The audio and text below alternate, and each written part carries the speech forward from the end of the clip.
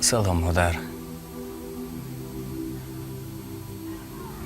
انا باز آمدم نزدت.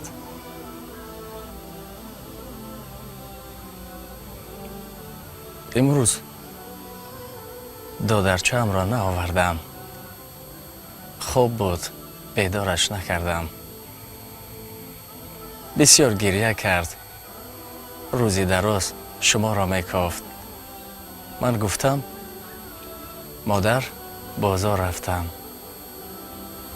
می آیم. الده کردم. خوبش برد. مادر به خدا یادت کردم.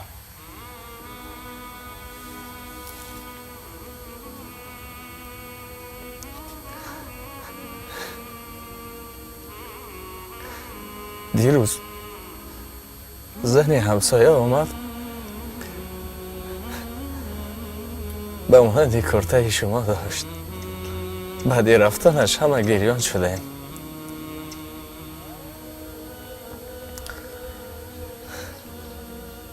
چقدر سخنهایم نگفتم مادر. به خدا یادت کردم.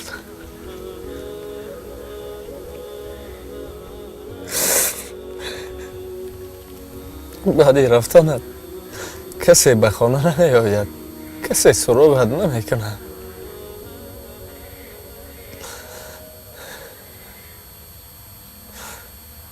هیچ از خاطرم نمیبرد.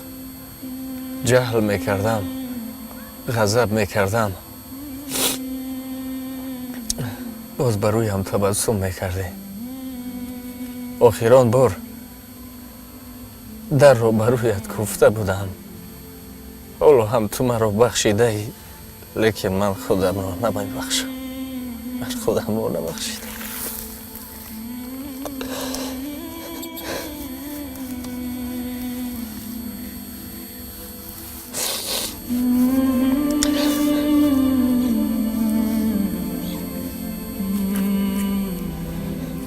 مادر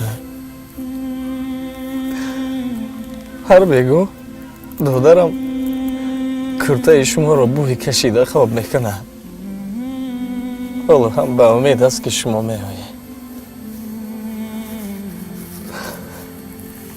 کاش من میمردم. لیکن هیچ دلی نازک شما را نمیرنجاندم. همش به یادم میآید. درون میسوزم. لیکن اکنون دیر شد.